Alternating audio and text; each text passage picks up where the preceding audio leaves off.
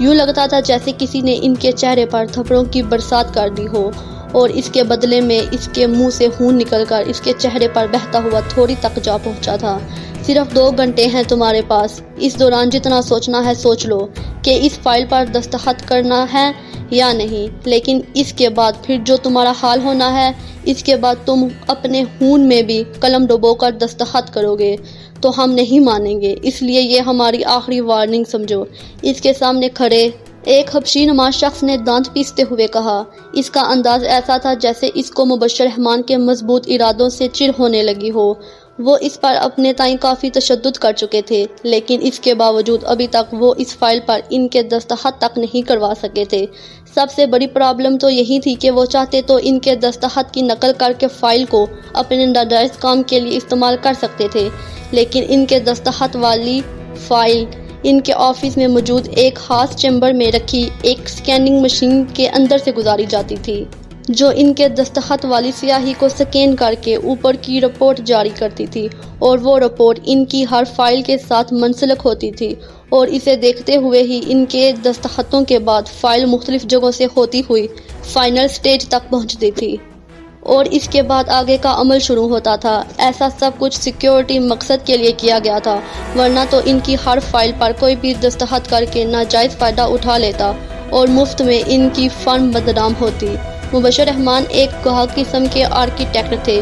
وہ جاپان کے دورے پر جب گئے تو وہاں انہوں نے اپنے کاروباری دوست سے جب اس خدشے کا ذکر کیا تھا تو اس نے ہی انہیں یہ مشین وہاں سے پاکستان بھیجی تھی، اور جب مبشر رحمان نے اس مشین کے فائدے دیکھے تو وہ بہت حیران ہونے کے ساتھ ساتھ خوش بھی ہوا تھا کہ جس کی وجہ سے کوئی بھی ناجائز طریقے سے ان کے دستخط کا فائدہ نہیں اٹھا سکتا تھا۔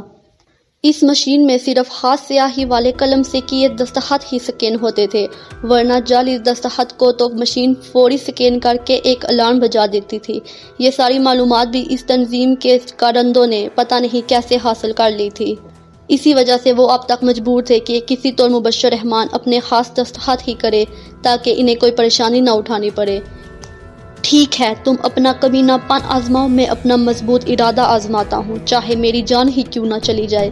میں اس فائل پر دستخط نہیں کرنے والا۔ مبشر رحمان نے آہستہ سے سر اٹھاتے ہوئے سامنے کھڑے شخص کو جواب دیا۔ پتہ نہیں ان ظالموں نے ان پر کتنا تشدد کیا تھا کہ ان کے لہجے سے نقاہت ڈھلک رہی تھی۔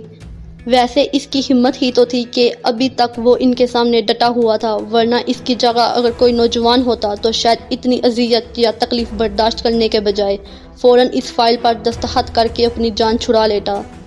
اس تنظیم کے لیے یہ پہلا پروجیکٹ ہی تھا جو اس کے لیے درد سر بن گیا تھا، ورنہ کبھی بھی انہیں اتنی مشکلات کا سامنا نہیں کرنا پڑا تھا۔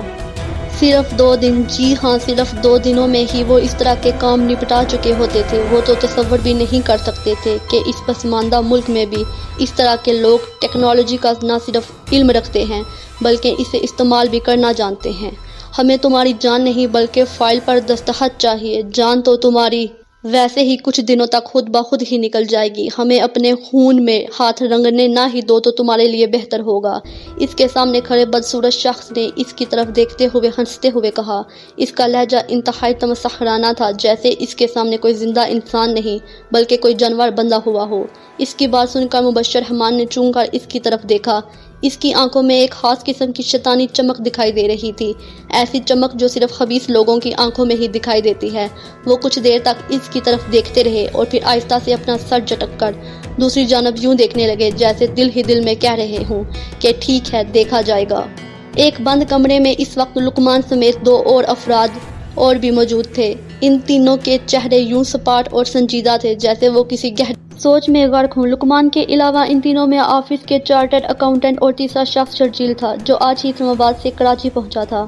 اس وقت وہ تینوں تمام تفصیل آپس میں ڈسکس کرنے کے بعد اس کے لائحہ عمل سوچ رہے تھے۔ شرجیل پرائیویٹ جاسوس تھا اور اس طرح کے کچھ کیسز پہلے بھی حل کر چکا تھا۔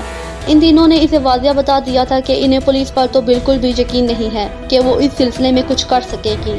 ویسے بھی ہمارے ملک کی پولیس اور اس کی کارکردگی کا سب کو پتہ ہے، اس لیے اس کام کے لیے اسے فوری طور پر یہاں آنے کی زحمت دی گئی ہے۔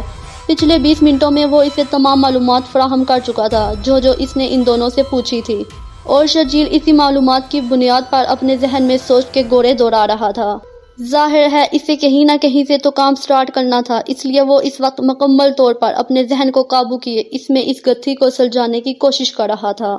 کچھ دیر تک آپس میں معلومات کا تبادلہ کرنے کے بعد شرجیل اٹھ کر باہر نکل گیا۔ اس کے ذہن میں ایک کھچڑی سی پک رہی تھی کہ اگر مبشر رحمان صاحب کو کسی نے اغوا کیا تھا تو اب تک اس کے گھر والوں کو کندگان کی طرف سے کوئی فون وغیرہ نہیں آیا تھا۔ ظاہر ہے اگر کسی کو پیسوں کی ضرورت تھی تو اب تک وہ اپنی ڈیمانڈ بتا چکا ہوتا۔ اکثر کیسوں میں اس نے یہی دیکھا تھا کہ چند گھنٹوں کے بعد ہی اغوا کندگان کی جانب سے فون اور پیسوں کا مطالبہ آ جاتا تھا۔ بہرحال جو کچھ بھی تھا، اس نے سب سے پہلے ان کے آفس میں جا کر کام سٹارٹ کرنے کا پروگرام بنایا اور پھر سر ہلاتے ہوئے وہ سیدھا گلشن ہوٹل کی جانب بڑھ گیا جہاں اس نے رہنے کے لیے ایک کمرہ بک کروایا ہوا تھا۔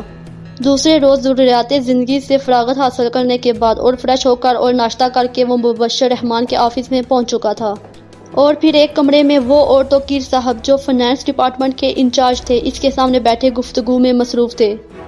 میرے دماغ میں یہ بات فٹ نہیں ہو رہی کہ آخر مبشر صاحب کو اغوا کرنے کے پیچھے کیا مقصد ہو سکتا ہے، کیونکہ 2 دن گزرنے کے باوجود ابھی تک ان کا کوئی اتا پتہ نہیں چل پایا اور نہ ہی کسی کا فون آیا۔ شرجیل نے توقیر کی جانب دیکھتے ہوئے کہا، جی بالکل درست کہا، ابھی تک کوئی بھی ایسا فون موصول نہیں ہوا ہے۔